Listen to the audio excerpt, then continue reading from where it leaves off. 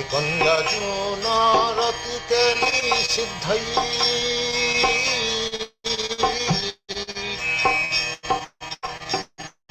Nikunjajunarati keli siddhai Jajali vidhirapekshaniya Nikunjajunarati keli siddhai Jajali vidhirapekshaniya Tatrati dakshadati ballavasham Vande Gurasi Charanarabindam Vande Gurasi Charanarabindam Vande Gurasi Charanarabindam Vande Gurasi Charanarabindam Caitanya-caritāmṛta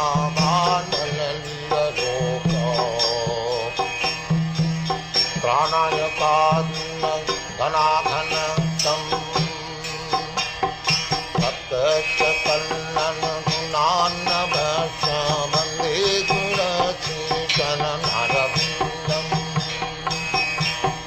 Vande Gurasi Charanarabindam Vande Gurasi Charanarabindam Sakshadharitena samasta shastrai Ruktastatha bhavata eva sadabhi Sakshadharitena samasta shastrai Ruktastatha bhavata eva sadabhi Prabhu priya eva tasya Vande Gurasi Charanarabindam Prabhu priya eva tasya Vande Gurasi Charanarabindam Samsara-dhamma-nalaliya loka Pranaya-cārya ghana-ghanatyam Shakalan-gunarnavasya Vande Gurasi Charanarabindam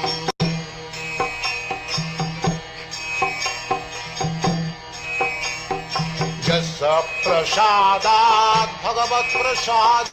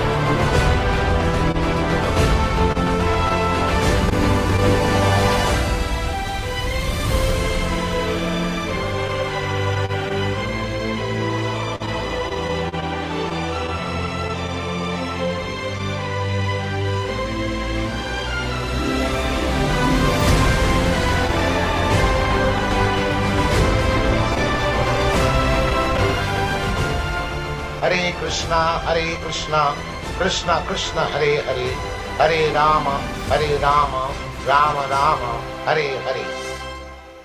Hare Krishna, all glories to Srila Prabhupada, and welcome everyone to the Thursday night reading and discussion of Caitanya-caritāmṛta with the members of the Prabhupada Disciples Association and the Hare Krishna Society. And this calendar year has now turned to 2025. Very interesting that 2024 has gone by. And we follow a Vedic calendar, but at the same time, people in the West here follow this timetable that it turns from 224 to 225 at 12 midnight last night, and was a celebration with the Kali Yuga Society based on intoxications and meat eating and gambling, of course. So this is their way they celebrate their festivals.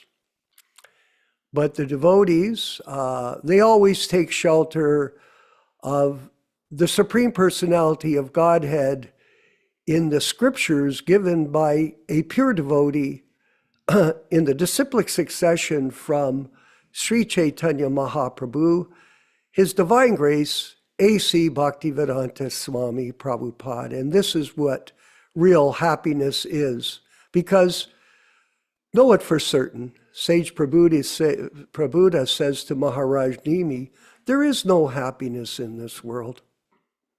No, there's all kinds of difficulty, and we talked about it in our last session, the sevenfold miseries: birth, death, disease, old age, the miseries caused by our own body and mind, the miseries caused by other living entities, and that's relentless for sure, and the miseries caused by the material nature. So we're always being attacked by these problems in life, and we're looking for truth only. And I wanted to mention about 2024, some incidents that took place in the ISKCON group. The one most significant one I saw, most memorable, was the fall down of Giriraj Prabhu, who was originally in India helping Srila Prabhupada in the early 70s. Now, they've somehow or other, that group or organization has used a cover-up to deal with it and not acknowledge that the guru system, once again, was exposed by this fall down of this individual. Unfortunate, very unfortunate. Spiritual life is very difficult, especially for the crooked. But is it our main focus to simply analyze the fall downs of others? No. It's simply an affirmation of the deviant activities of the people in that institution and how we should avoid it. And focus ourselves not so much on their fall downs, but on our own personal efforts to become Krishna conscious. And we have so many books that Srila Prabhupada has given us that we can study. And they're very enlightening. As you know, and all of us know, I've been reading to us from the Nectar of Devotion, and we're reading from the diaries at the beginning of the program, and they're very enlivening and enlightening as well. Are we dealing with the problems of that institution and its membership? No, we're not. Of course, we're aware of it. Yes, we are, and we're avoiding it. And we're trying to help other people understand the misinformation from the ISKCON deep state. As our godbrother Yaśodā-nandana Prabhu calls it, the swamp. It's a very, very deep swamp of confusion and misdirection, misinformation. And this will harm people who are sincerely interested in making spiritual advancement. Because the principle of Guru Tattva is the principle of understanding that God manifests himself in this modern age through the mercy of his pure devotee, His Divine Grace A.C. Bhaktivedanta Swami, in his Vani incarnation, not Vapu, with these elected gurus. His Vani incarnation, we've talked about it. If something, God manifests, he incarnates from the spiritual platform. And it becomes evident for the sincere devotees of Srila Prabhupada who study carefully his books, that Prabhupada is delivering the transcendental message of Krishna consciousness as a via media of Krishna. And Prabhupada did mention in a recent lecture I was listening to that everything the Guru says is Shastra. It's scripture. And it shouldn't be changed. It should be repeated, not adulterated. This is the problem. I've been sending my godbrother, Yaśodā-nandana Prabhu, various clips of these new called sannyasis in the ISKCON group. No mention of Prabhupada in their speeches, not at all. And they've got some kind of concoction of Krishna conscious philosophy that they preach to others. It's more like Tony Robbins combined with Shastra. And it gives it's not repeating what the spiritual master says, it's inventing ways to get followers and members. So for all of us, our first business is to study the Shastra carefully every day, chant our rounds, yes. And along with that, preach to others. Today I was at the supermarket and some fellow I know from my past career in the entertainment came up to me and said hello. I didn't know who he was, but I went along with it. And I asked him, well, what are you doing now? He says, I sold my condo. I opened a meditation center in Hamilton here. I said, what's the meditation? Well, I draw from New Age philosophy. Oh, okay, good.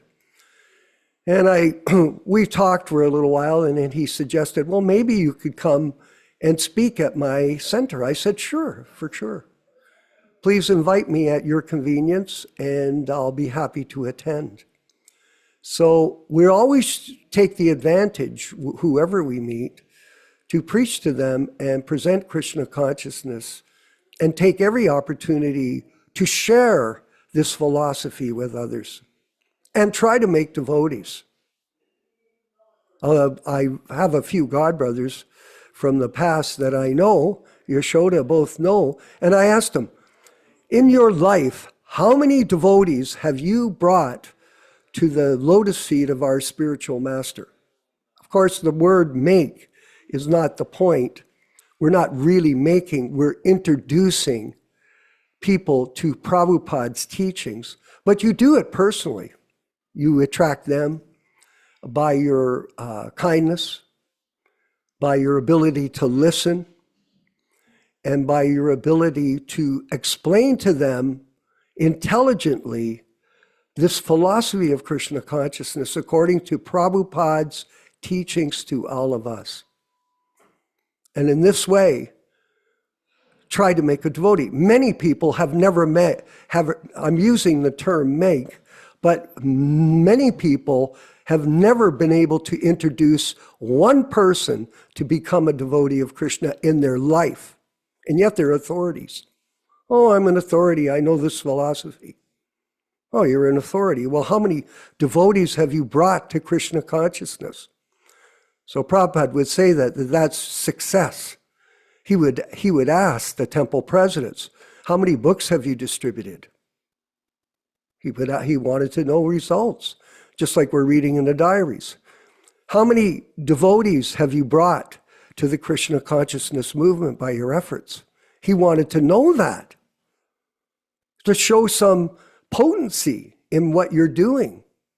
How many plates of prasadam have you distributed to other people? Do you have a history? Do you have a resume of activity that demonstrates your Krishna consciousness to your spiritual master? It's important. Some of my godbrothers, not one person in 50 years were they able to convince to become interested in following the process of bhakti yoga and developing their Krishna consciousness. Not one person. Well, are you successful? Well, I can tell you this, in the material world, if you don't produce results, there's the door. You go. And if you offend others, if you offend the devotees of Krishna by your actions, then that's also very displeasing to Srila Prabhupada and to Krishna. So we should always be mindful and always have respect for others. It's very important, especially by speech. I was listening to a lecture by Srila Prabhupada yesterday in my car, and he was talking about the principle of Prabhu. He goes, we've introduced this principle of Prabhu so that people offer respect. He said, he refers to Nityānanda. He said, and Nityānanda is, even though he's my disciple, he should be given respect because he represents, he was trying to at the time, represent Prabhupada's teachings. Of course, in due course of time, he exposed himself, and then that's a different circumstance. But the principle was that we offer respect to others. This is very important, and not be offensive. And in this way, we can make advancement and make devotees, yes, and feel strong in our Krishna conscious activities. So, Happy New Year, everyone, for the new year. Thank you all for attending. We really appreciate it. And we look forward to a very productive year in 2025 by Krishna's mercy on us, that we're all still here to be able to serve him for another year of devotional service. Yes, one more year. And this is most important. And we're going to go to the dialogue of the diaries from Srila Prabhupada today. And we're in chapter 3, 26 2nd Avenue. I hope we are able to get it up on the screen. I wasn't sure who was the moderator or helping us. But at any rate, here it is. I sent it to Rupesh. Here is the picture of Prabhupada. You can see that, a beautiful picture of him. And it's 26 2nd Avenue. We're moving into July, and he's moving out of the loft with Paul Murray, because Paul Murray was giving some trouble for him. So on the 26th 2nd Avenue summary, it says on July 1st marks the day Srila Prabhupada takes possession of the storefront and one of the rear apartments of 26 2nd Avenue. He immediately conducts regular classes.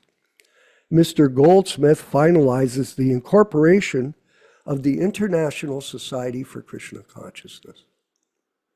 Rupesh, Jiva Goswami or Rupa Goswami, can you put it up on the screen? Is it possible?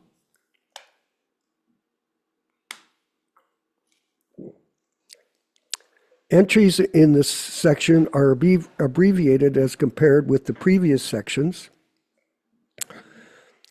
This perhaps results from Srila Prabhupada's being absorbed with the active beginnings of this movement. These events are elaborately discussed in the Srila Prabhupada biography. On July 15th, Srila Prabhupada trains one of his followers to keep the accounts until the end of August when Srila Prabhupada resumes this practice. Thank you. Notable occurrences are the initiation of Brahmananda, Achyutananda,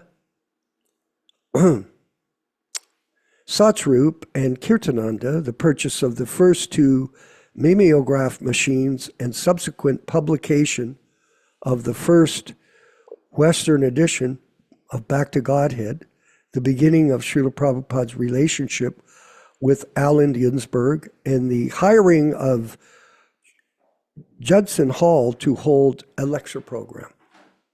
So he's renting a place. There are problems with the immigration authorities after they refuse to renew Srila Prabhupada's visa. Let's see. And in the U.S., more than 1 year. On September 27th, a collection is held to defray the legal costs, and Allen Ginsberg donates $100. He was a somewhat famous poet back then in the 60s, of which I was living. Very active back then in Maya. There are problems with the immigration authorities after they refuse to renew Prabhupada's visa because he has been in the U.S. for more than 1 year. On September 27th, a collection is held to defray the legal costs, and Allen Ginsberg donates $100. Srila Prabhupada still wants to acquire a large building for a temple and preaching purposes. On October 31st, there's a $1,300 donation to the building fund by Brahmananda, and the November accounts section, see page 206, shows a loan for $5,000 from a donor named Jonathan, a friend of Rabindra Swarup Das, on November 1st. And we're going to read the summaries, the highlights of July 1st, 1966. Today, on the 1st, I entered a new house at 26 2nd Avenue. Hopefully you can pull that up. Room 1B. In the evening, there was a meeting in the new store. In the evening meeting, there were 8 men. Collection was $5.50 and a book collection of $4. That's on the 6th. In the meeting at 26th 22nd Street store, it is settled that the society shall be incorporated and the name shall be International Society for Krishna Consciousness. 11 trustees were agreed. So Prabhupada took from some of the people that were coming. He put them in these positions to be able to legally operate in America. On the 7th, Mr. Goldsmith, he saw Mr. Goldsmith and he has paid $10. The papers of the meeting were handed over to him. The society shall be registered by the next week. And he says everything is all right. There's about 20 men attended. It is encouraging. The collection was $15. And one boy, Gerald, was very much interested. And on the 9th, in the Sanskrit class, Mrs. Carroll, I should say, paid $5. On September 1st, income, Mrs. Carroll was $10. Mr. Gardner wants to increase the rent to $71. He came and got it signed by me before the trustees. So we're going to go through these highlights for the 3 months here. He came by and got it signed by me before the trustees. And the 19th, powdered milk introduced today. On the 22nd, two 4 boys, Bruce, Charles, Steve, and Keith, initiated with Harinam. By the way, we used powdered milk in the Toronto Temple back in the 70s. It was quite good. It was really quite good. Donald sent some apples by post. Thank you. Visa office sent their decision not to extend further stay to me. All the members startled. They want me to stay. We went to perform kirtan out of New York City, and it was nice. And we are invited by the Ananda Ashram. Today, on the 26th, the trustees resolved that the legal steps should be taken for my stay. They are prepared to spend up to $500 for this purpose.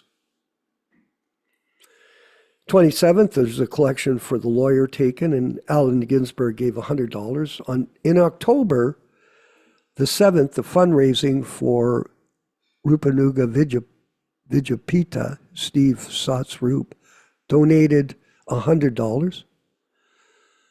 And there was a memorandum section. On the 8th, by 2, Minimalgraph, $150. And on the 19th, there is a hope to purchase the house. On the 20th, today, the first hearing was done in the matter of my visa extension. It will be heard again on 10/28/66 at 9 a.m. The 23rd, Gargamuni and Rancho Doris are given Harinam today, so initiations. And Back to Godhead published again today. On the 24th, Back to Godhead appeared in shape. Price was 15 cents. And the book collection was $30. Today, to attend immigration, contact Yishlaptin. By the 31st, Judson Hall, $135. That was for the classes. And in November, received a loan from Jonathan, and deposited in the bank $5,000 in the accounts section. So a lot of activity over those 3 months. Very interesting progress that Prabhupada is making now that he's at 26 2nd Avenue. And the Sankirtan movement is evolving by his determination and commitment to serve his spiritual master, Bhaktisiddhanta, His Divine Grace, Bhaktisiddhanta Saraswati Goswami Maharaj. Thank you very much. I once again, all success in 2025, and we'll move forward with the chanting of Jaya Radha Madhava by His Divine Grace, Srila Prabhupada, and the reading and discussion with Yaśodā-nandana Prabhu leading. Hare Krishna.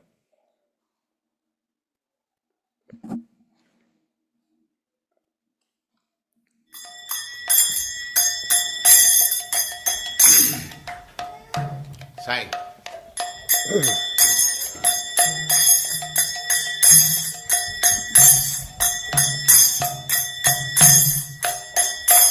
Jaya Radha Madhava Punya Bihari.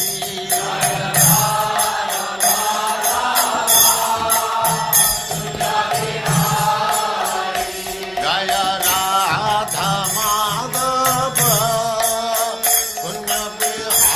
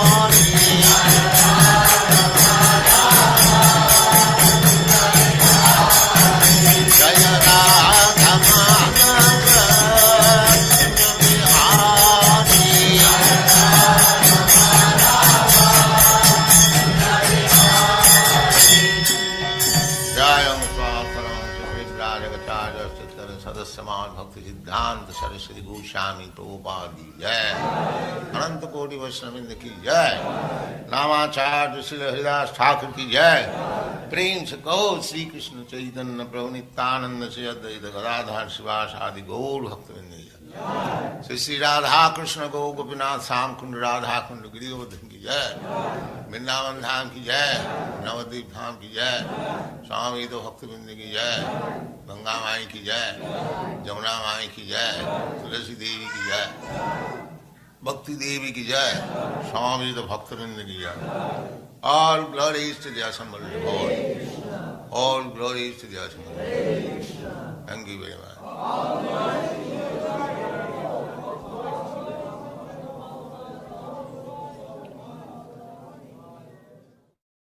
Om Namo Bhagavate Vasudevaya.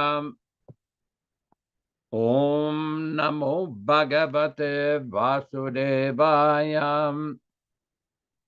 Om Namo Bhagavate Vasudevaya. O my Lord Sri Krishna, the son of Vasudeva, the all-pervading personality of Godhead, I offer my respectful obeisances unto you. Narayanam namaskrityam. Narayanam namaskrityam. Naram cheva narottamam. Naram cheva narottamam.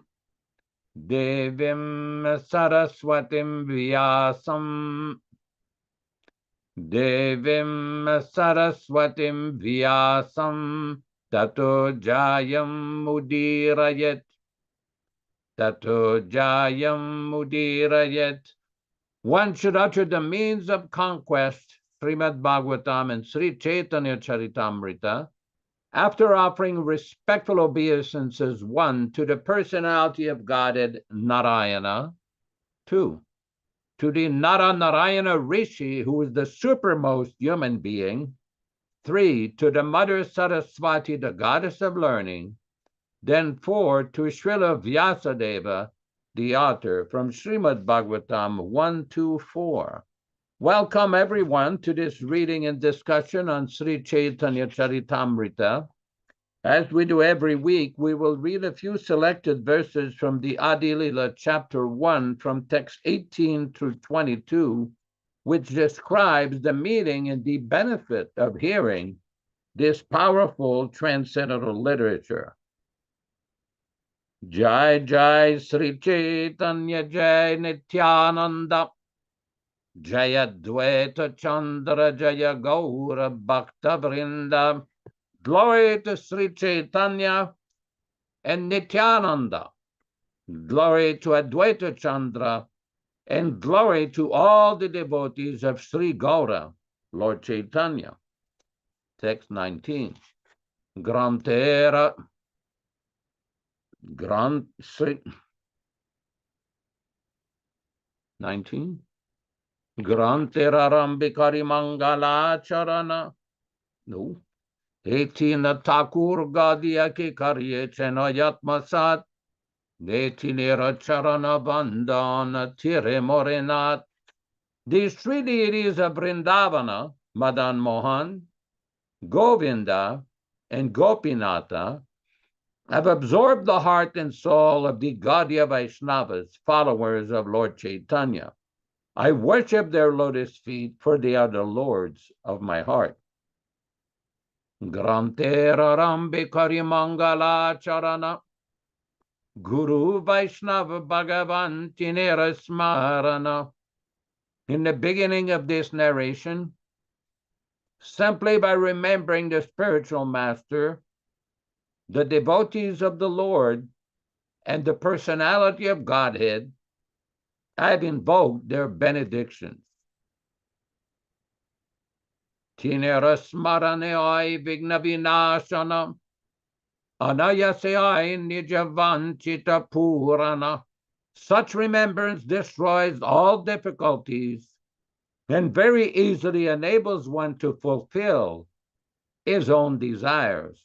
Remember the word here where it says, such remembrance destroys all difficulties. A very important point. Next text. Semangala charanai trivida prakar vastu nirdesha chirvada namaskara. The invocation involves three processes: defining the objective, offering benedictions, and offering obeisances. Again, we will proceed with our specific text today. We are reading from the Adi Lila of Caitanya-caritāmṛta, the original non-adulterated, non-interpolated, non-edited version, the original version of Caitanya-caritāmṛta. And we are reading today from chapter 5, text number 59.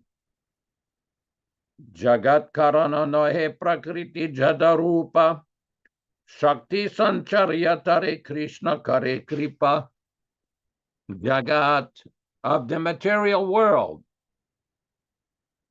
Karana, the cause. Nahe, cannot be. Prakriti, the material nature. Jadarupa, dull without action. Shakti, energy. Sancharya, infusing. Tare, unto the dull material nature. Krishna, Lord Krishna. Kare, shows. Kripa, mercy. Translation by Srila Prabhupada. Because Prakriti is dull and inert, it cannot actually be the cause of the material world. But Lord Krishna shows his mercy by infusing his energy into the dull, inert material nature. Text number 60. Krishna Shakti Prakriti Oi Gona Karan Agni Shakti Loha Yeche Karaye Jaran. Krishna Shakti, by the energy of Krishna. Prakriti, the material nature. Oi becomes. Gauna, indirect. Karana, cause. Agni Shakti, by the energy of fire. Loha, iron. Yoiche, just as. Karaye, becomes. Jarana, powerful or red hot. Translation: thus, Prakriti, by the energy of Lord Krishna, becomes the secondary cause, just as iron becomes red hot by the energy of fire. Text 61. Atoeva Krishna mula jagat karana, prakriti karana yoichi ajagalastana. Ataeva, therefore, Krishna, Lord Krishna, mula, original, jagat karana, the cause of the cosmic manifestation, prakriti, material nature, karana, cause, yaiche, exactly like ajagalastana, nipples on the neck of a goat. Translation: therefore, Lord Krishna is the original cause of the cosmic manifestation. Prakriti is like the nipples on the neck of a goat, for they cannot give any milk. Purport: the external energy composed of pradhana or prakriti as the ingredient supplying portion and maya as the causal portion is known as Maya Shakti. Inert material nature is not the actual cause of the material manifestation. For Karanarnavashayi Mahavishnu, the plenary expansion of Krishna activates all the ingredients. It is in this way that material nature has the power to supply the ingredients. The example given is that iron has no power to heat or burn, but after coming in contact with fire, the iron becomes red hot and can then diffuse heat and burn other things. Material nature is like iron, for it has no independence to act without the touch of Vishnu, who is compared to fire. Lord Vishnu activates material nature by the power of his glance, and then the iron-like material nature becomes a material supplying agent, just as iron made red hot becomes a burning agent. Material nature cannot independently become an agent for supplying the material ingredients. This is more clearly explained by Sri Kapila Deva, an incarnation of Godhead, in Srimad Bhagavatam 3:28-40. Yatul mukad vishpuringa dhumad vapi svasambhavat apyatme apyatve tvena bhimatat yatagnihi pritagul mukat. Although smoke, flaming wood, and sparks are all considered together as ingredients of a fire, the flaming wood is nevertheless different from the fire, and the smoke is different from the flaming wood. The material elements, earth, water, fire, etc., are like smoke. The living entities are like sparks, and material nature as pradhana is like the flaming wood. But all of them together are recipients of power from the Supreme Personality of Godhead, and are thus able to manifest their individual capacities. In other words, the Supreme Personality of Godhead is the origin of all manifestations. Material nature can supply only when it is activated by the glance of the Supreme Personality of Godhead. Just as a woman can deliver a child after being impregnated by the semen of a man, so material nature can supply the material elements after being glanced upon by Mahavishnu. Therefore, pradhana cannot be independent of the superintendence of the Supreme Personality of Godhead. This is confirmed in Bhagavad Gita, chapter 9, text 10. Maya dyakshena prakritihi suyate sacharacharam. Prakriti, the total material energy, works under the superintendence of the Lord. The original source of the material elements is Krishna. Therefore, the attempt of the atheistic Sankhya philosophers to consider material nature the source of these elements, forgetting Krishna, is useless. Like trying to get milk from the nipple-like bumps of skin hanging on the neck of a goat. Om Ajnana Timirandhasya Jnananjana Shalakaya Chakshuran Militam Yena Tasmai Shri Gurave Namaha Namam Vishnupadaya Krishna Prestaya Bhutale Srimate Bhaktivedanta Swami Nityānanda Namaste Saraswate Deve Gauravani Pracharine Nirvishesha Shunyavadi Paschatya Desatarine Bhakti Siddhanta Shishyaya Bhaktivedanta Namine Prasannaya Prashantaya Tasmai Gurave Namaha Bhagavad Bandhanam Khadyam Guru Bandhana Purvakam Kshiram Sarkara Yuktam Kadatehi Visheshatah Adadanastrinam Danteridam Yachi Punaha Punaha Srimadrupa Padam Bhoja Dhulisyam Janma Janmani Amsho Bhagavatosmyaham Sadadaso Asmi Sarvata Tat Kripa Pikshako Nityam Tat Prishta Shatakaromisvam Sri Krishna Chaitanya Prabhu Nityānanda Sri Advaita Gadadhara Srivasadi Gaura Bhakta Vrindam Hare Krishna Krishna Krishna Hare Hare Hare Rama Rama Rama Hare Hare. So today is a very auspicious day.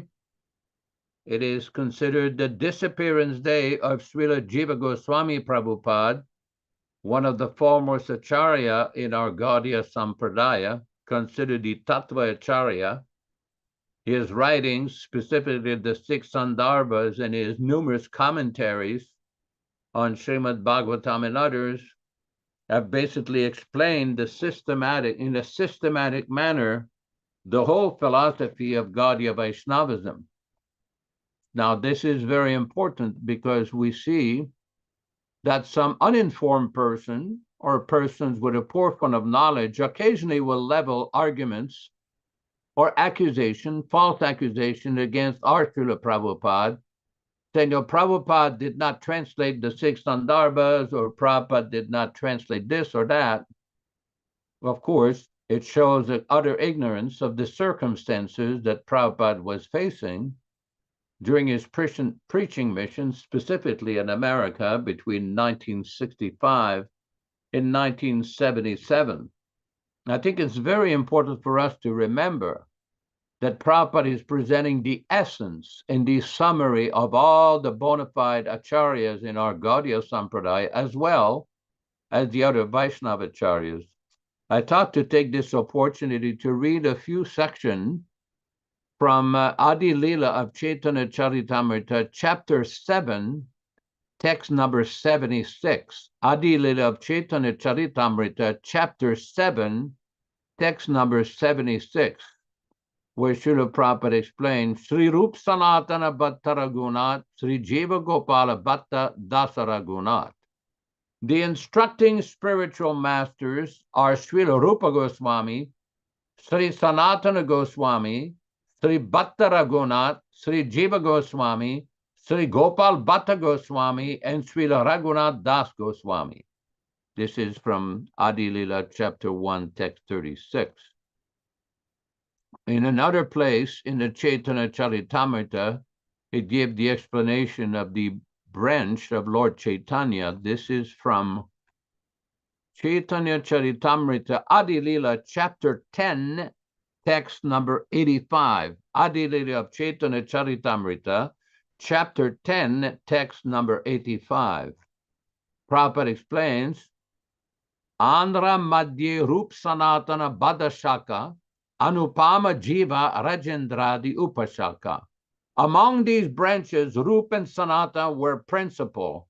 Anupama, Jiva Goswami, and others, headed by Rajendra, were their sub-branches. Purport by Srila Prabhupada. In a Gorganadesha Dipika, verse 195, it is said that Srila Jiva Goswami was formerly Vilasa Manjari Gopi. From his very childhood, Jiva Goswami was greatly fond of Srimad Bhagavatam. He later came to Navadvip to study Sanskrit, and following in the footsteps of Sri Nityānanda Prabhu, he circumambulated the entire Navadvip Dhamma. After visiting Navadvip Dhamma, he went to Benares to study Sanskrit under Madhusudana Vachaspati, and after finishing his studies in Benares, he went to Vrindavan and took shelter of his uncle, Sri Rup and Sanatana. This is described in the Bhakti Ratnakara. As far as our information goes, Srila Jiva Goswami composed and edited at least 25 books. They're all very celebrated, and they're listed as follows. 1. Harinamrita Vyakarana. 2. Sutra Malika. 3. Dhatu Sangraha. 4. Krishnarcha Dipika. 5. Gopala Virudavali. 6. Rasamrita Shesha. 7. Sri Madhava Mahotsava. 8. Sri Sankalpa Kalpabriksha. 9. Bhavarta Suchaka Champu. 10. Gopala Tapanitika. 11. A commentary on the Brahma Samhita. 12. A commentary on the Bhakti Rasamrita Sindhu. 13. A commentary on the Ujjvala Nilamani. 14. A commentary on the Yogasara Stava. 15. A commentary on the Gayatri Mantra as described in the Agni Purana. 16. A description of the Lord's lotus feet derived from the Padma Purana. 17. A description of the lotus feet of Srimati Radharani. 18. Gopala Champru in 2 parts. And 19 through 25, 7 Sandarbhas, the Krama, Tattva, Bhagavat, Paramatma, Krishna, Bhakti, and Priti Sandarbha. After the disappearance of Srila Rupa Goswami and Sanatana Goswami in Vrindavana, Srila Jiva Goswami became the Acharya of all the Vaishnavas in Bengal, Orissa, and the rest of the world, and it is he who used to guide them in their devotional service. In Vrindavana, he established the Radha Damodar temple, where we had the opportunity to live and retire until the age of 65. When we decided to come to the United States of America, when Jiva Goswami was still present, Srila Krishnadas Kaviraj Goswami compiled his famous Caitanya-caritāmṛta.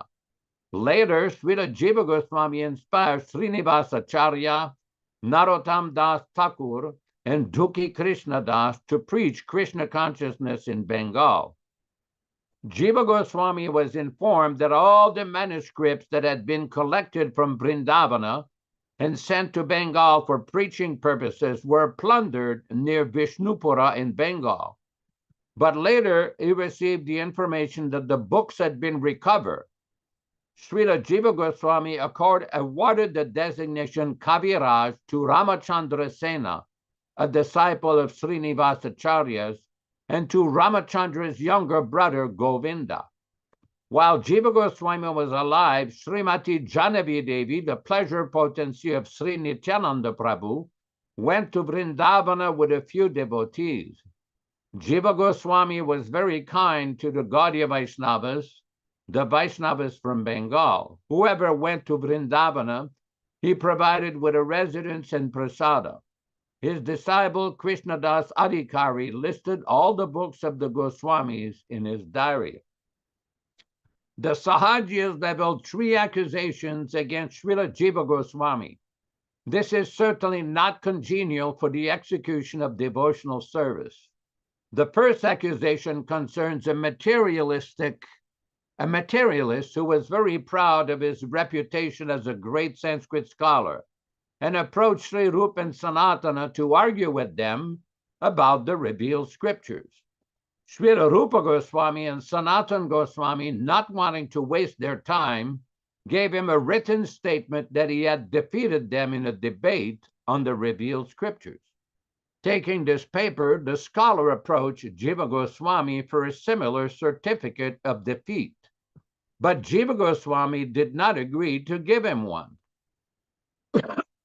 On the contrary, he argued with him regarding the scriptures and defeated him.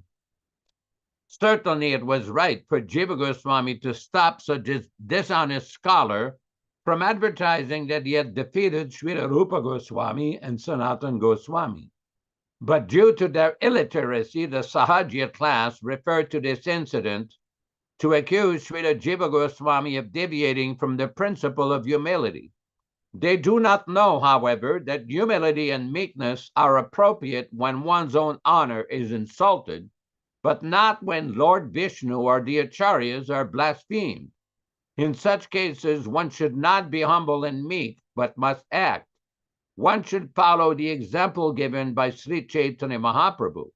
Lord Chaitanya says in his Shikshastaka, number 3, Trinadapi sunichena tarorapi sayishnuna amanina manadena kirtaniya harihi.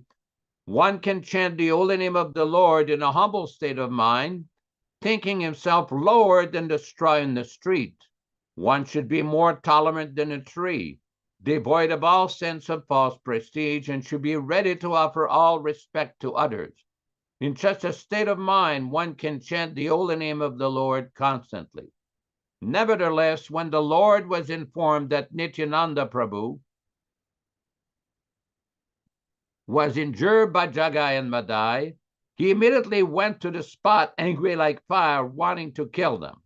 Thus, Lord Chaitanya has explained his verse by the example of his own behavior. One should tolerate insults against oneself, but when there is blasphemy committed against superiors, such as other Vaishnavas, one should be neither humble nor meek. One must take proper steps to counteract such blasphemy.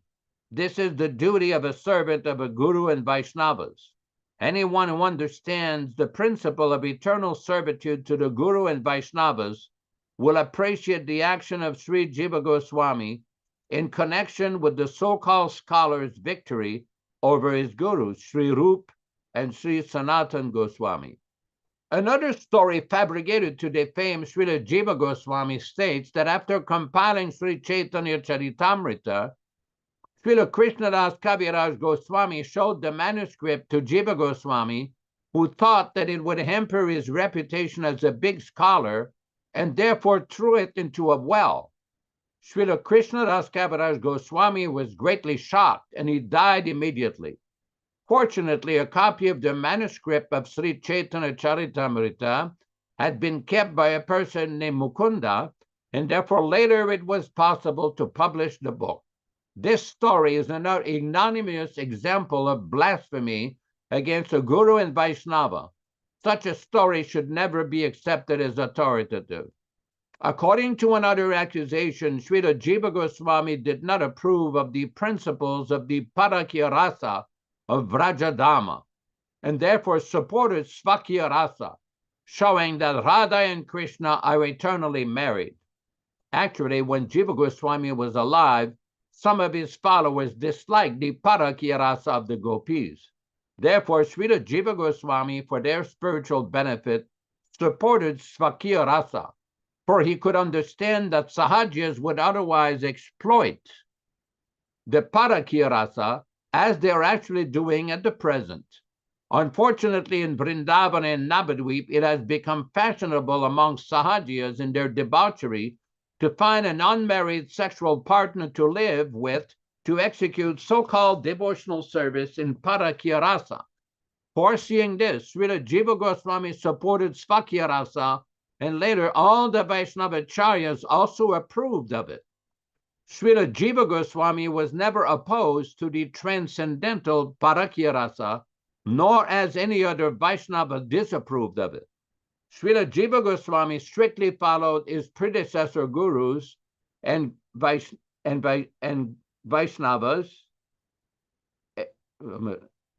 Srila Rupa Goswami and Sanatana Goswami, and Srila Krishnadas Kaviraj Goswami accepted him as one of his instructor gurus. All glories to Srila Jiva Goswami Prabhupada, one of the greatest Acharya in Vaishnava history. Hare Krishna. Hare Krishna. Go ahead, Vishwa.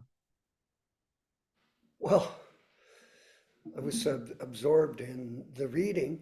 And I was wondering if maybe you could make a comment, if it's possible, about the particular section that we read and how extensive these readings, these writings were by these Goswamis, and how Prabhupada summarized these teachings in his book, his own books. And he didn't encourage us to study these other books that he has listed in these in this writing this evening.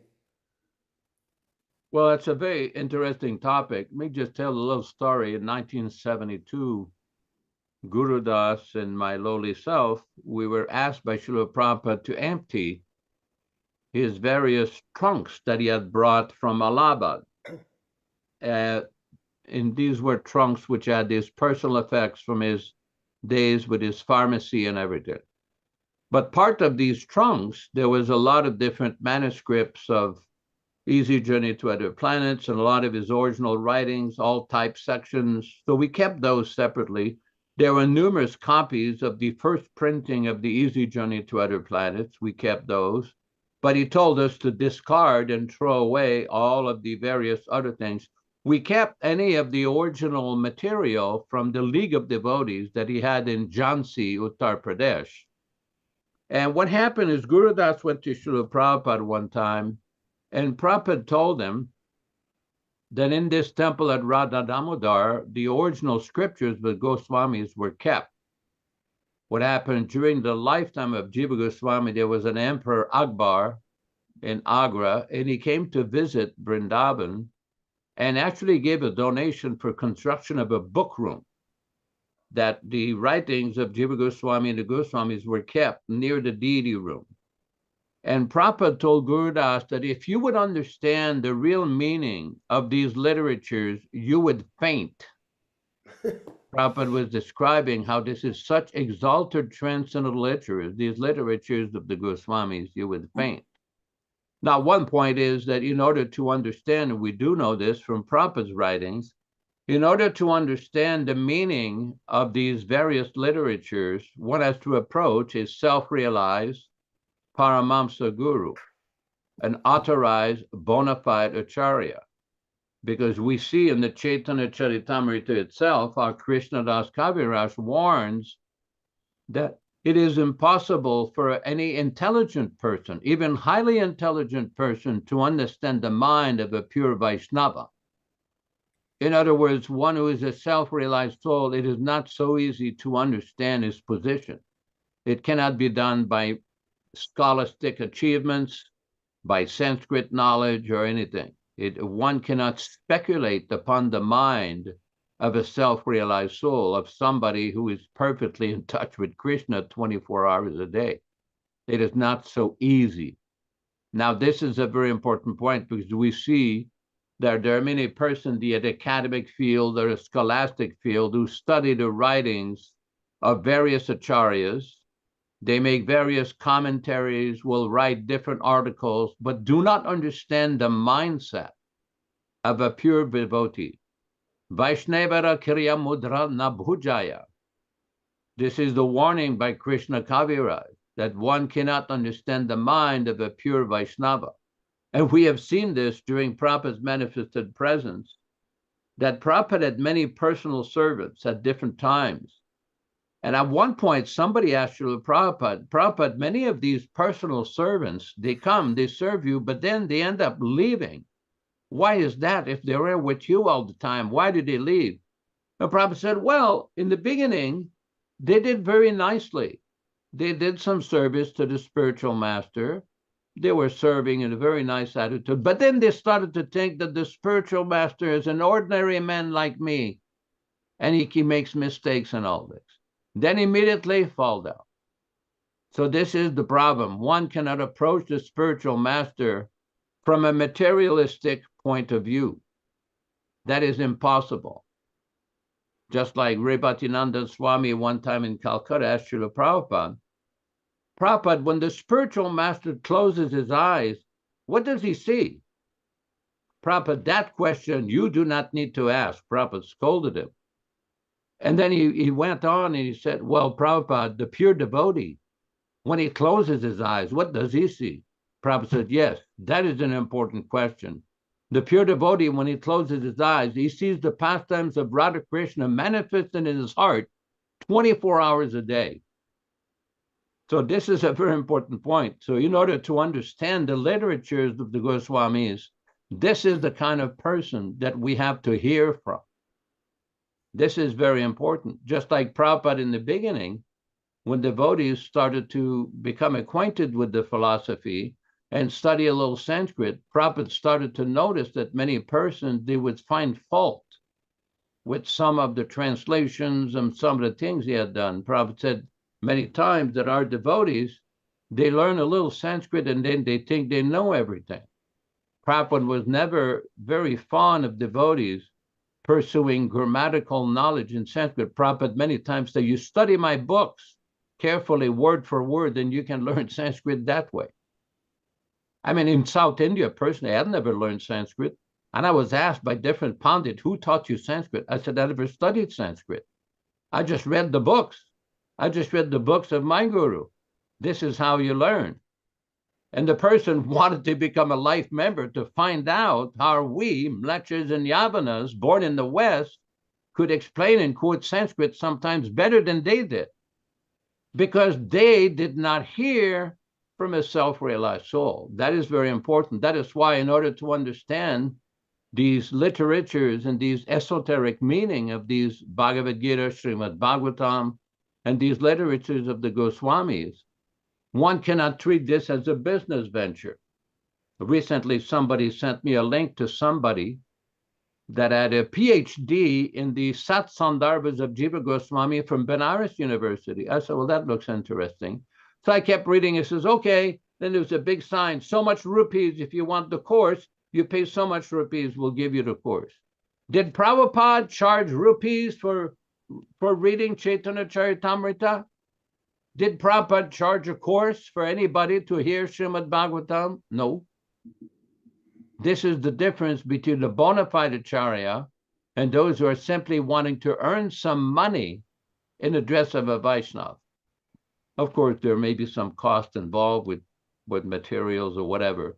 But the point is, in order to understand these sacred literatures of the previous Acharyas and Srila Prabhupada, one first has to carefully study and submit to the discipline given by the Acharya. One cannot manufacture his own interpretation. Just today, I was stunned. The last 2 days, I had to go into the forest to cut some wood with my stepson. Cut some wood, carry big logs. And when I came back to the computer, all of a sudden it was like 35 or 40 emails from different devotees commenting, oh, Ritvik, this, Guru, that, this does not mean this doesn't mean that. And I'm looking at all this thinking, okay, well, everybody is entitled to their pious beliefs. Everybody is entitled to what people refer to as opinion. I like to refer to it as their realization. But what did Prabhupada conclude? What did Prabhupada conclude? Why didn't Prabhupada personally, directly, and publicly appoint one Acharya? Why? Or a group of Acharyas? They do not ask that question. In 1976, in August, in Bombay, Prabhupada dealt, why did the Gaudiya Math fail? Prabhupada, they tried to become more than Guru. He gave him so many instructions, and Prabhupada said, the real point he missed. This is my question to all these various luminaries and experienced devotees. The real point he missed? I asked that question to the entire assembly of the devotees. It was well known that Prabhupada did not appoint one specific Acharya. So what makes anybody think that he appointed 11? They gave me the deer in the headlight look. They say, oh, well, Prabhupada appointed a committee of GBCs and this and that. I said, no, this is not the issue. Acharya in the sense of initiating Acharya. They still can't answer the question because there's no answer to that question. Prabhupada made a different arrangement. Now, if you go to South India, these different mats, these Ramanuja mat, like the Parakal mat, and all these different mats in Sri Rangam, the UDP mats, they all have their different explanation of how they choose their, it's a public, direct, specific appointment of Acharya. Prabhupada didn't do it that way. He did something different. He nominated some officiating representative, carried the process. Now, they may not accept that, but they sure don't want to debate it in public. The minute they start debating in public, all the question about their history comes up. Anyway, it's getting a little late. I'm going past my time here, and all glory Not at to all. Jesus, Swami and the assembled devotees. Hare Krishna. Not at all. Thank you. We can further discuss this. And I actually asked you a question, or we made this analysis. Why did Prabhupada leave India on the boat, the Jaladuta, back in 1965? What was one of the reasons? And I believe that we both came to the same conclusion, that he had very little cooperation from his godbrothers in the Gaudiya Math.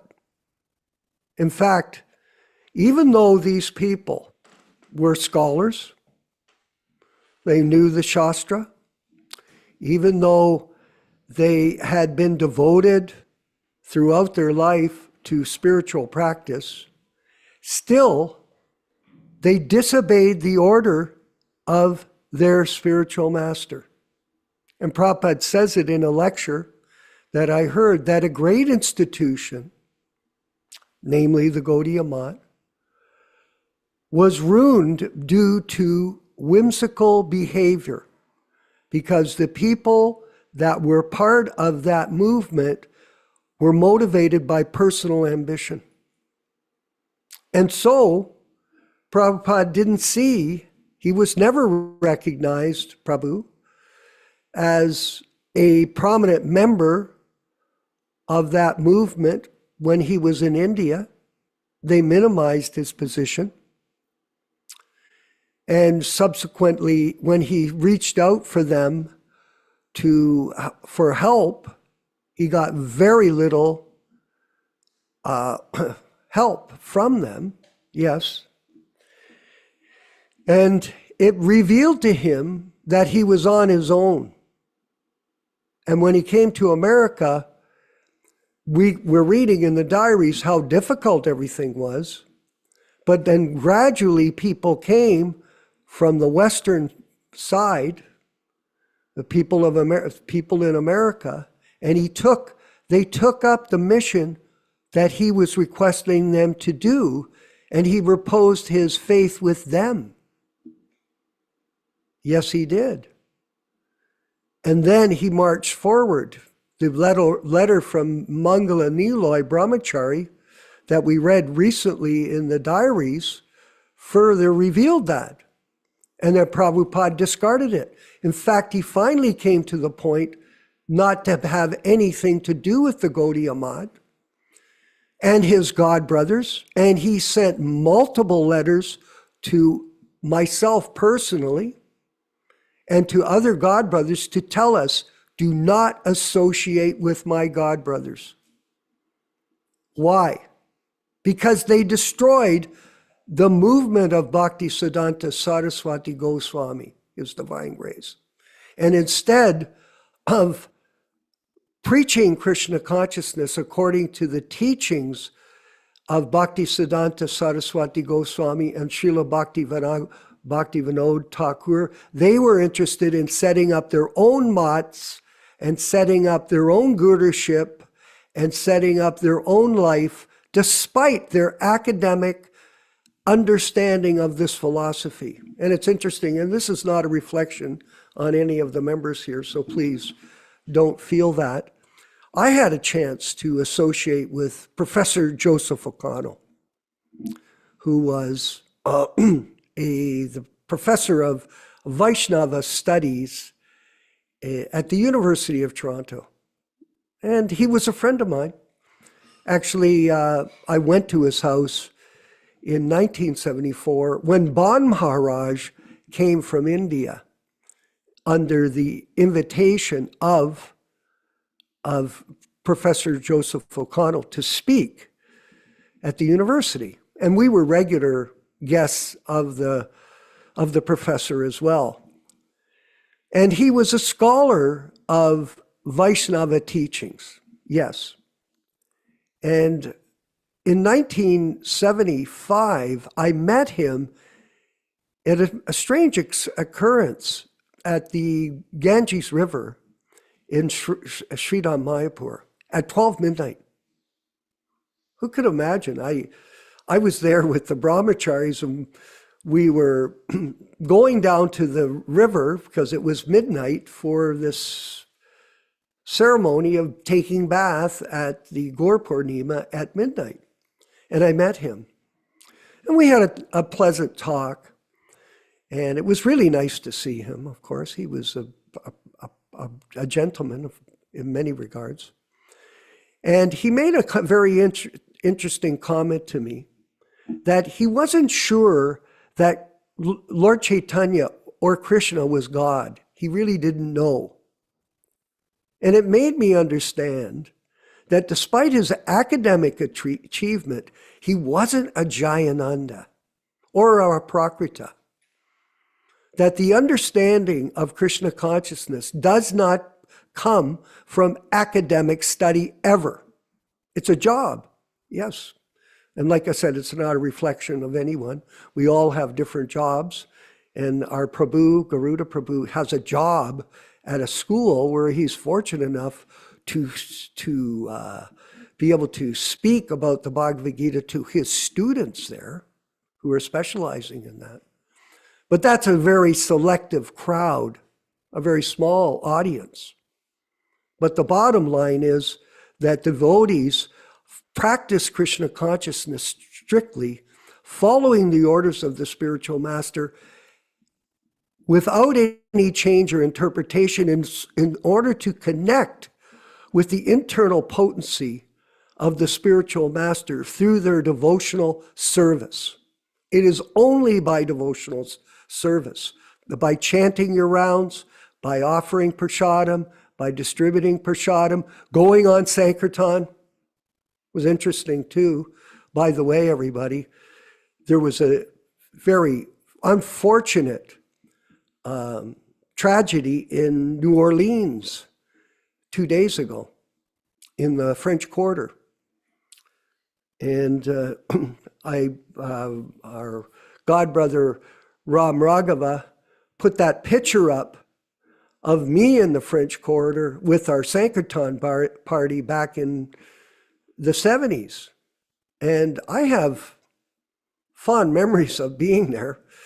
I served there on our Sankirtan party, and it really struck a chord to see how tragic that killings went in the French Quarter, which I was very familiar with.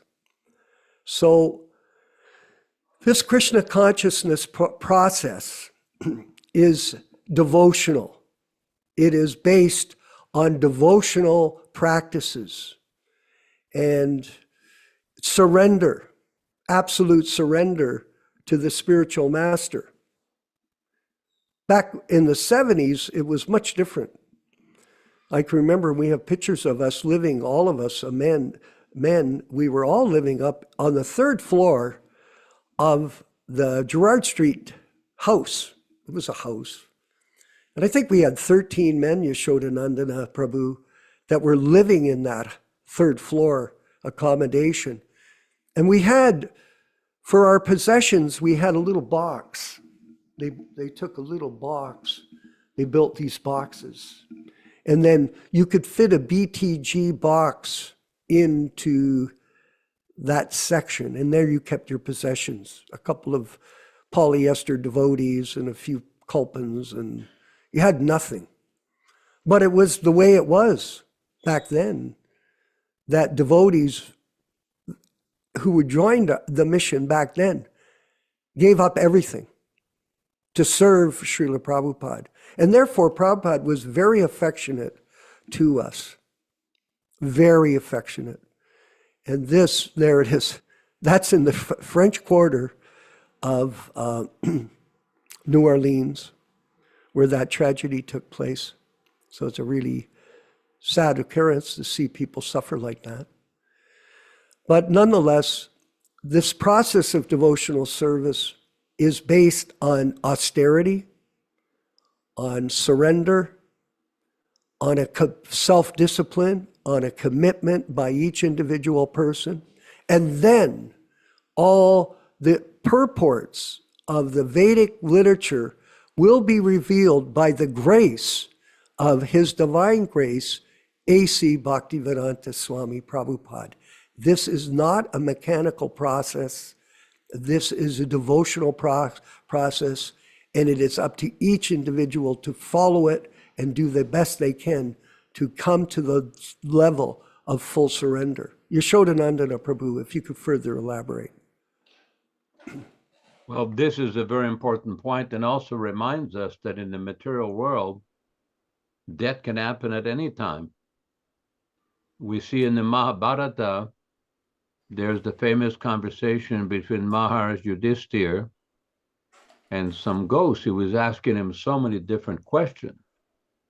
And at the end of this exchange, Maharaj Yudhishthira answered, Ahani ahani gachanti yamalayam, shesas tavaramichanti, kimastaryamata param. What is the most wonderful thing in the world? That every single day we see people dying and go to the abode of Yamalayam, Yamaraj, the god of death. But yet, we see the people are not making intelligent inquiries. That is also going to happen to them anytime.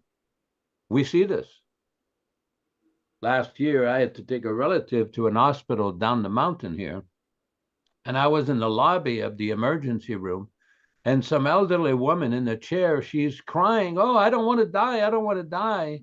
And the nurse is petting her on the back, says, you won't die. You'll be okay. You'll be okay. It's not going to happen today, man. It's going to be okay. But what this poor woman did not understand, it's going to happen someday. It will happen. But unfortunately, in this material world, nobody is making arrangements. Nobody is making provision. They're not asking, what will happen to me? Everybody is afraid of death. Only a fool says that he is not afraid of death. Only a pure devotee is not afraid of death. And this is a very important point. Very important point. A person has to make intelligent inquiries. What the Bhagavatam is the record of all the inquiries of the 60,000 great sages at Naimisharanya to Sutta Goswami. All these different important questions are being raised. Where did the principles of religion go since Lord Krishna departed? What is the current state of affairs in Kali Yuga? How can people be delivered? This whole Srimad Bhagavatam revolves around very important, basic, fundamental questions. And devotees should ask questions, intelligent questions. We're not a bunch of crazy fanatics. You know, in the Second World War, Hitler had a minister of information. I called him Minister of Disinformation, Goebbels. And he was very famous for a quote that if you tell a lie 100 times, eventually it comes to be accepted as truth. And unfortunately, in our movement, devotees have been victimized by the false propaganda of a few misleaders who've repeatedly told a lie, a bogus lie, that they had been appointed as Prabhupada's successors and Diksha Gurus. But when you ask for the evidence for this, all you get is different interpretations. It's just like every year in America or Canada, you're going to find, it doesn't happen very often, either a lawyer or an accountant or a dentist or an engineer, somebody puts a plaque on the wall and say, or put a lab coat, say, that's it, I'm a doctor or I'm a lawyer. Put a three-piece suit, put a plaque on the wall. But he really hasn't gone through the training. He really can't build a bridge or a building with an engineer certificate. He really can't perform a dental operation without going to the training, the experience. But they will, eventually it catches up. And they have very severe penalties for people who impersonate these professions. Whether it's a dentist, an engineer, a doctor, a lawyer, an accountant, it requires special training. Prabhupada was very precise in how he conducted his movement. Everything was documented. How you wanted the devotees to get up, to take a bath, to recite prayers, to do Tulsi, Mangal Arti, Guru Puja, Japa, Bhagavatam class, preaching, Samkirtan. Everything was documented. PBT, the management of the temples, don't go to other institutions, everything. But then at the end, this most important point of so-called successors became all confusion. Why? The reason why is some people had their own personal agenda of profit, adoration, and distinction. Therefore, the discussions, they didn't want the discussion to take place. Therefore, there was so much politics, so much nonsense, so much cover-up. Thank you very much. Hare Krishna. Well, we'll move on to the questions and answers. I wanted to further elaborate on what you said about severe penalties for people that practice medicine without a certificate, that people that practice law without a certificate. They will be penalized.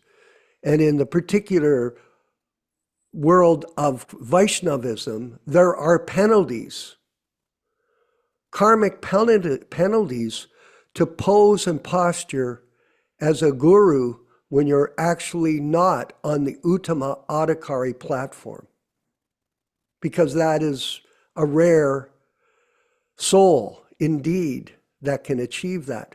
In fact, it's a rare soul, Prabhus, that even takes up the service of the pure devotee in this lifetime without motivation, without ego, like in the case of Aprakrita and Jayananda.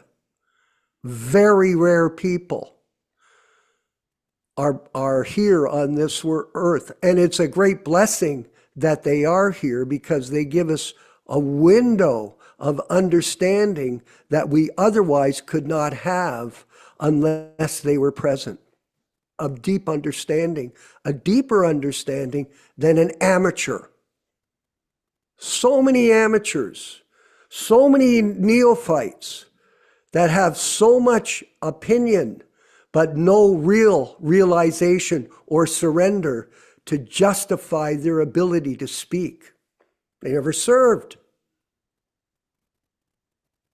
We have a situation, and I'll just wind it up, that there is a Prabhu online. I won't mention his name. I've blocked him actually more or less from my Facebook. It was just too much absurdity of his posts, where he's collecting all these books, like all the books that you mentioned, Yaśodā-nandana Prabhu, in that reading from Srila Prabhupada. He's collecting all the books and studying all the books. And even though I sent him a message and said, concentrate on reading Prabhupada's books, he ignores it. A neophyte like that has no idea of how to become trained up by the association of bona fide disciples of Srila Prabhupada, and he wants to carry on and read everything. And as a result, all he does is write in his posts how miserable he is, how terrible his life is, how fallen he is as a person. And maybe it's because you don't listen. Neela Shama, go ahead, please. You have a question for Yaśodā. Hare Krishna, Jai Srila Prabhupada. Yaśodā-nandana Prabhu, I have about 3 questions. The first question is, Vishwakarma Prabhu was talking about is, making devotees and things like that. I remember that Prabhupada used to say that these are not my disciples. These are people who have been sent to me by my spiritual master to help in spreading Krishna consciousness or the cult of Chaitanya Mahaprabhu. So my question is, can a conditioned soul claim to have ever made a devotee? Because we still ourselves are sadhakas, and can we claim ourselves that we have made such and such devotee? Or can we just say that, oh, we just introduce them to Srila Prabhupada, and then it is between Srila Prabhupada and him, and of course the Paramatma seated inside him, who can reveal to him that this is the right surrender where we go to. Yeah, that's the right understanding. Oh, nobody should be thinking that I made somebody a devotee. Of course, that's an expression that Prabhupada himself used on different times, but the reality is a person becomes a devotee. It says in the Caitanya-caritāmṛta, Brahmandam Ramati Konyai Bhagyavan Jeev. The Sanskrit word Bhagyavan means fortunate. A fortunate person is, by the mercy of Krishna, comes in contact with a bona fide spiritual master. Krishna Prasad Bhaktilata Beach. Guru Krishna Prasad. By the mercy of Guru and Krishna, one received the seed of devotional service. So a devotee, making a devotee, means basically preaching to people, bringing them to Prabhupada's shelter, to Prabhupada's instruction. That's the understanding. What you're explaining there is a good understanding, is a bona fide, correct understanding. And the problem we have is people became enamored after Prabhupada departed when they inherited Srila Prabhupada's work, the momentum and the result of Prabhupada's preaching and the work of his thousands of his disciples. So 11 people usurped the assets of the institution, claiming that they became zonal acharyas, and that created a big problem because these devotees were legitimately Prabhupada's followers, Prabhupada's students, and Prabhupada disciples, just like they are still today. Disciple means to follow the discipline given by the Acharya. That's what disciple means. This is explained by Srila Prabhupada so many times.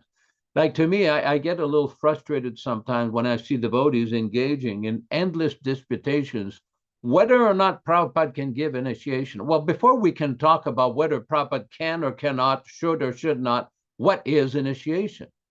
How does Prabhupada define making a devotee and what is the initiation? They're confused about the difference between the event of a fire sacrifice or the event of the initiation and the process of initiation. Now, Vishwakarma was a president in Toronto and he preached 200, if not thousands of people during his days there. So the point is he didn't make the devotees. He brought them to Srila Prabhupada's shelter and then he introduced them to the process given by Srila Prabhupada for 6 months called the Founder-Ācārya process, which constitutes the process of initiation. Prabhupada is giving that every day. The shelter of Srila Prabhupada's teachings is the essence of initiation. So when we say making a devotee, we should rather say introducing a person to the shelter of Srila Prabhupada. That's the way I see it. So other question or some? I wanted to make a comment. It's also Nilesh. There are 3 types of gurus: Vartma Padarshika Guru, Siksha, and Diksha Guru. So Prabhupada wanted us to go out and preach and present the philosophy to other people, and not only present it to them, show them how to practice it. In other words, when you ran an ashram, have you lived in an ashram before, Nilesh? Have you ever lived in an ashram? Yes. Okay, how many years? I'm just asking. Not years. How much? Not years. Just a few weeks. That's okay. It's just so I get an idea. When you live in an ashram, like we did, but that back then, it was a very strict environment. Now, some people followed it and some people didn't. For example, we would wake the people up in the morning. Otherwise, they'd sleep all morning, because it was part of the program to get up and go to Mangal Arati. You also have to shower. So we would teach them how to use the facilities. So it was a practical relationship between God brothers to instruct the junior God brothers on how to follow the instructions of the spiritual master from him. So Prabhupada it came in a disciplic succession. You have to also show your own example, like yourself. You're chanting your rounds every day. You're following the regulated principles, and you're inspiring people by who you are. because we cannot negate the fact that some devotees follow the process better than others. And they set an example that other people can follow. And that's really what it means. It's not an impersonal, just read the books and go out and do whatever you're doing. There's a practical way to do this. And you as a professor and myself as a leader in many fields of people, it always takes the example of people that are leading to inspire those that are following. And Prabhupada tried to teach us how to do that. And we try to emulate it in our daily lives to inspire others. And, you know, for myself, I have a whole lot of people I'm cultivating, quite a few in Hamilton here. I'm working on it steady. Is it being very successful? It's so hard. People are so, I can't even express it. I don't, because it's not important, but I've been working with people for years. I have some people that come to our class regularly and they have hardly any understanding of the philosophy when they undertake their daily routines. And you just constantly work with them and tolerate it and be kind and be generous and understanding. And then possibly, if you're lucky, someone may finally figure it out. But it isn't. I can tell you right now, it is very difficult. Yaśodā-nandana Prabhu, if you could further comment. Well, this is a very important point, because we see that when Prabhupada preached, there was like how many billions of people on the planet? 5-6 billion, and only less than 5,000 people became initiated devotees. And amongst all these devotees, there was just a very few who basically exhibited the exemplary character and activities of a pure devotee, like Jayananda. We keep mentioning Aprakrita. Aprakrita had the same service and surrender attitude than Jayananda. 24 hours a day engaged. No false ego, no personal ambition, simply service. Again, nice point you're making, Manushyanam Sahasreshu. There's thousands upon thousands of people who endeavor for self-realization, and hardly anybody reaches success. So it is not so easy. If it was so easy to become Paramamsa and pure devotee, it would happen every single day. But that's why we're conditioned by the material energy. That's why we take shelter of a liberated person, of a completely, totally, fully, perfectly liberated person. And this is a very important point, because many of our devotees do not understand the difference between conditioned soul and liberated soul. They become bewildered because they do not take shelter of the words of the pure devotee. When that conversation was there in Australia between Amoga and Madhavisa, and they're telling Prabhupada, well, there's a lawyer, he keeps your book on the shelf, but he doesn't read them. Prabhupada said he appreciates them. The lawyer was saying, these books are very beautiful. And Prabhupada said, that is very nice. And Prabhupada, at the end of the conversation, said, these books are representative of God. And this comes back to the point about making devotees.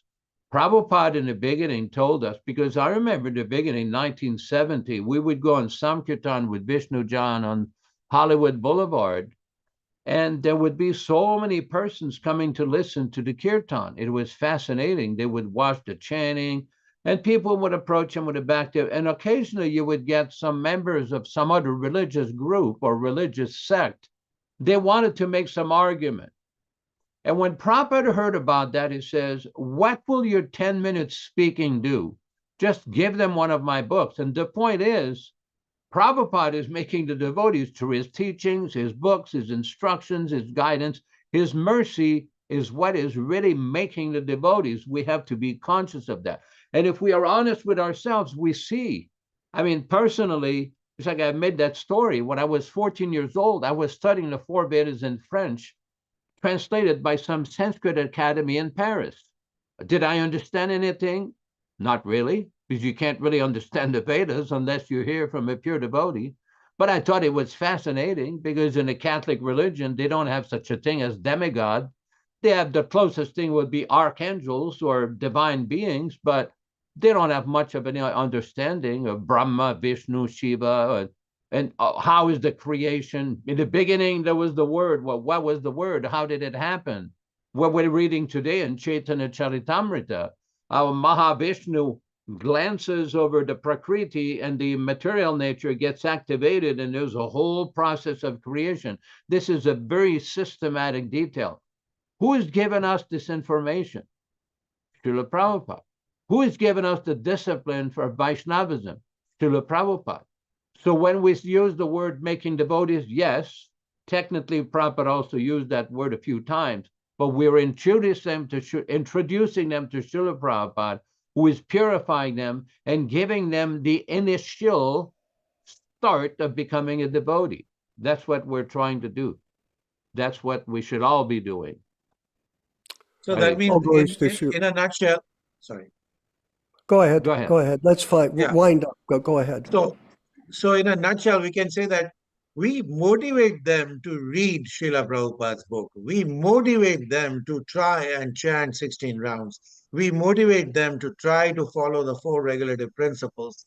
And then at the end of the day, it is Krishna who is seated as the Paramatma in that Jiva's heart, which will smaranam apohanam cha, which will either make him remind him of his lost connection with Krishna, or make him forget further, depending on whatever his prarabdha karma is.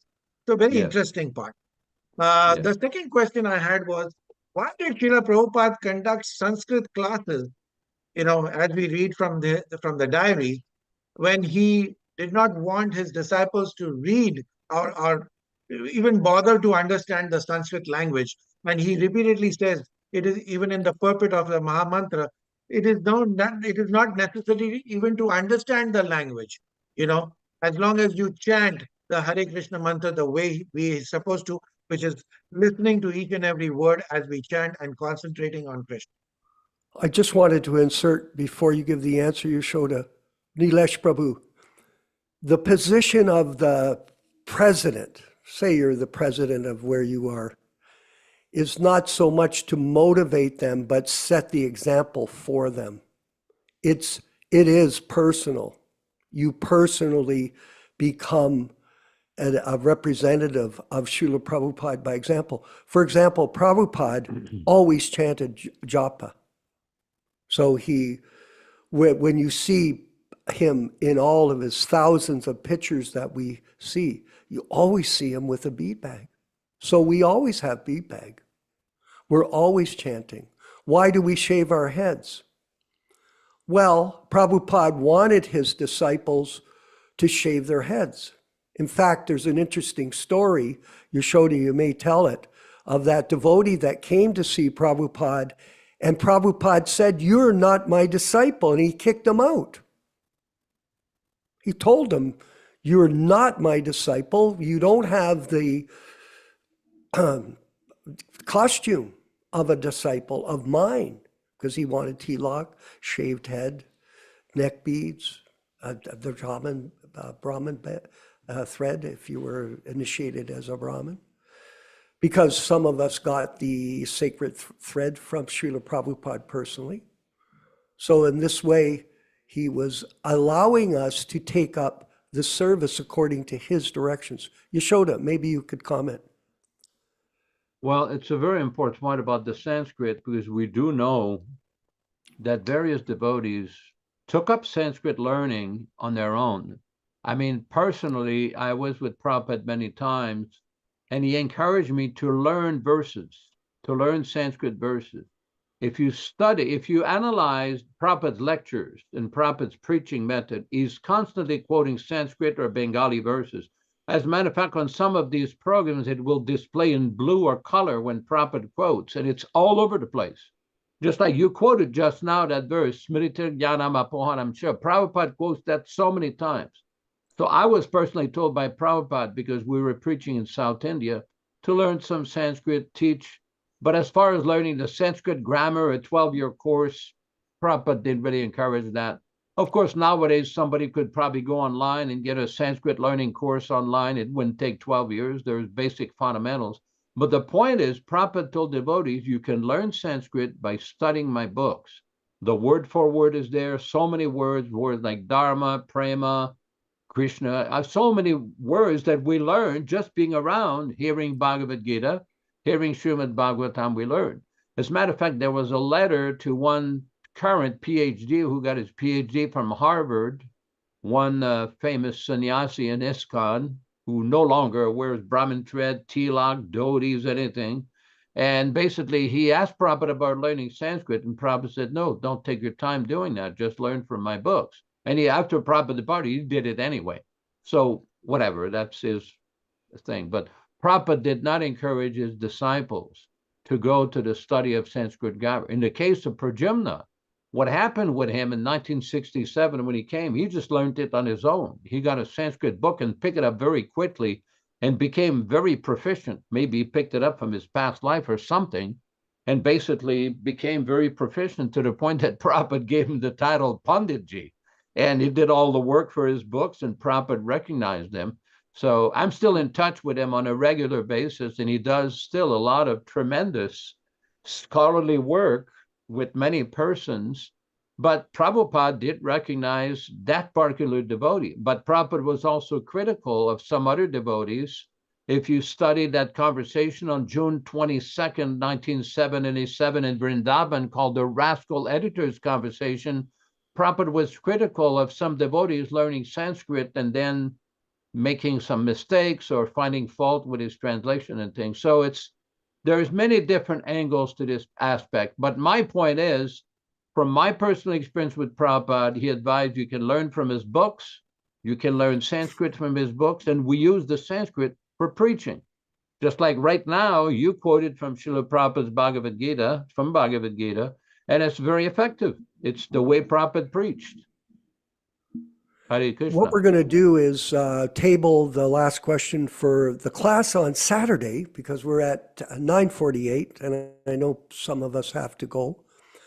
But we'll be back on Saturday morning at 10 a.m. for Bhagavad Gita class, as it is, from the original unadulterated 1972 edition. Here it is here. And every time you read these books, you get new meaning from them, a deeper understanding of the verses and the philosophy and purports that Prabhupada has given us. So keep on reading and studying and enjoying. Some people said, well, did you have a happy new year? Well, I'm never happy, really. I'm not. I'm not happy with anything. And, but happy, blissful. I have bliss when I read Prabhupada's purports. I'm reading from the 64 qualities of Krishna right now. The nectar of devotion is very deep. I'm like, whoa. We're very blessed to be able to even enter into these books and study them. So everyone take advantage of that, and you'll feel some bliss. Satchidananda, not happiness. The non-permanent appearance of happiness and distress and their disappearance in due course are like the appearance and disappearance of the winter, and it's cold up here, and summer seasons. And they arise only due to sense perception. One should learn to tolerate them without being disturbed. There is no happiness here. It's just misery. Thank you, everyone. We're going to move forward with the chanting of Hare Krishna, led by His Divine Grace A.C. Bhaktivedanta Swami Prabhupāda. Thank you, everyone, for participating. Continue to promote our YouTube channel. I've been looking at it on a regular basis. We have 1,350 subscriptions now. So it's gradually building. And we'd like to get to 2,000 by the end of this year. Maybe it'll be more. And we're going to work on that with using technology to attract new people in, and taking different angles of approach using technology to draw their interest out of 7.5 billion madmen. That's what it is. This whole world is completely insane. It is. And it's a very rare person that'll take Krishna consciousness up, and we're looking for them. So please carry on with the work. Have them subscribe to our channel and be a part of this movement to revive the legacy of Srila Prabhupada by the mercy of the devotees of the Lord who are dedicated to his legacy. Hare Krishna. All glories to the Sankirtan movement. Hare Krishna, Hare Krishna, Krishna Krishna, Hare Hare, Hare Rama, Hare Rama, Rama Rama, Hare Hare. Hare Krishna, Hare Krishna, Krishna Krishna, Hare Hare, Hare Rama, Hare Rama, Rama Rama, Hare Hare. Hare Krishna, Hare Krishna, Krishna Krishna, Hare Hare, Hare Rama, Hare Rama, Rama Rama, Hare Hare. Hare Krishna, Hare Krishna, Krishna Krishna, Hare Hare, Hare Rama, Hare Rama, Rama Rama, Hare Hare. Hare Krishna, Hare Krishna, Krishna Krishna, Hare Hare, Hare Rama, Hare Rama, Rama Rama, Hare Hare. Hare Krishna, Hare Krishna, Krishna Krishna, Hare Hare, Hare Rama, Hare Rama, Rama Rama, Hare Hare. Hare Krishna, Hare Krishna, Krishna Krishna, Hare Hare, Hare Rama, Hare Rama, Rama Rama, Hare Hare. Hare Krishna, Hare Krishna, Krishna Krishna, Hare Hare, Hare Rama, Hare Rama, Rama Rama, Hare Hare. Hare Krishna, Hare Krishna, Krishna Krishna, Hare Hare, Hare Rama, Hare Rama, Rama Rama, Hare Hare. Hare Krishna, Hare Krishna, Krishna Krishna, Hare Hare, Hare Rama, Hare Rama, Rama Rama, Hare Hare. Hare Krishna, Hare Krishna, Krishna Krishna, Hare Hare, Hare Rama, Hare Rama, Rama Rama, Hare Hare.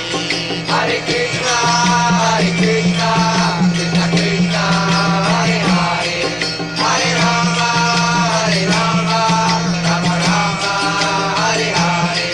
Hare Krishna, Hare Krishna, Krishna Krishna, Hare Hare, Hare Rama, Hare Rama, Rama Rama, Hare Hare. Hare Krishna, Hare Krishna, Krishna Krishna, Hare Hare, Hare Rama, Hare Rama, Rama Rama, Hare Hare. Let us offer our respectful obeisances to all the assembled Vaishnava devotees of the Lord. Vanchakalpa tarubhyascha kripa sindubhya evacha patitanam pavanebhyo Vaishnavebhyo namo namaha. I offer my respectful obeisances unto all the Vaishnava devotees of the Lord who can fulfill the desires of everyone, just like desire trees, and are full of compassion for the fallen souls. Thanks everybody for participating in this program. Vishwakarma Prabhu in Hamilton, Ontario, Neil Sharma Prabhu in Florida, whether you're in Fort Lauderdale or Miami, wherever.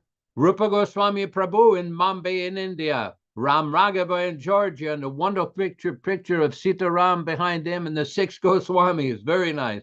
Bhakta Tom in Germany or wherever you are.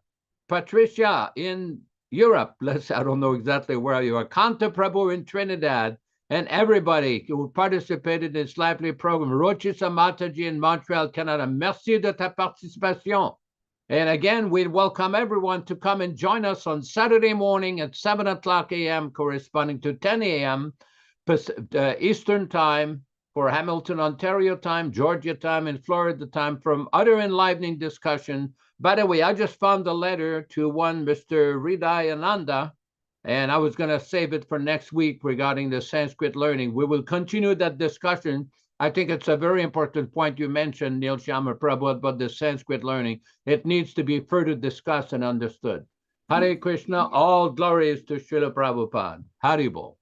Oh, yes, and this Mataji from Argentina. Argentina, okay. Very nice. 26 to everyone from Argentina. Hare Krishna. Welcome, Mataji from Argentina. Hare Krishna. Come back on Saturday.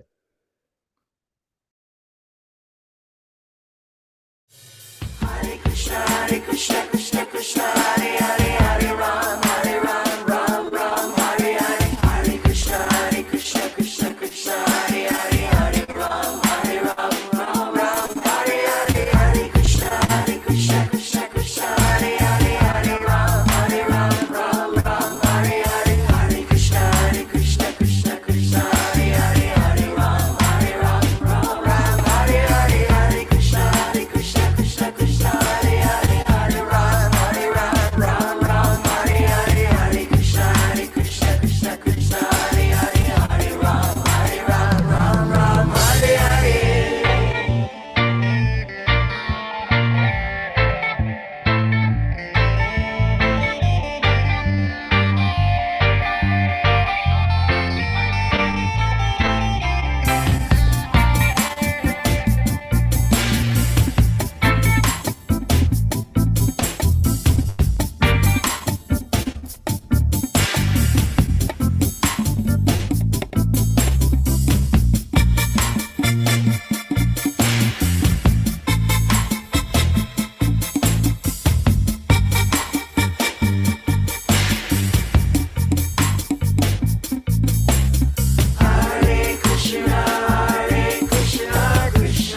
Krishna, Krishna Hare Hare, Hare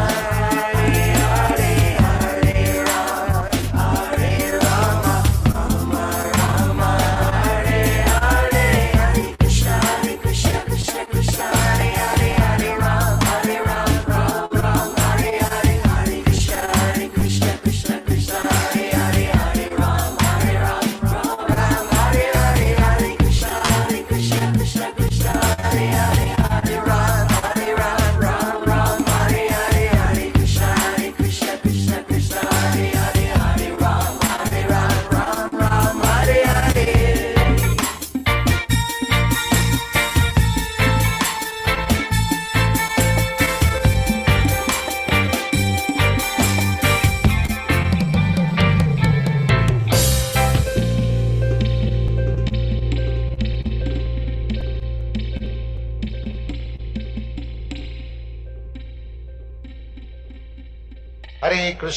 Hare Krishna, Krishna Krishna, Hare Hare, Hare Rama, Rama Rama, Hare Hare.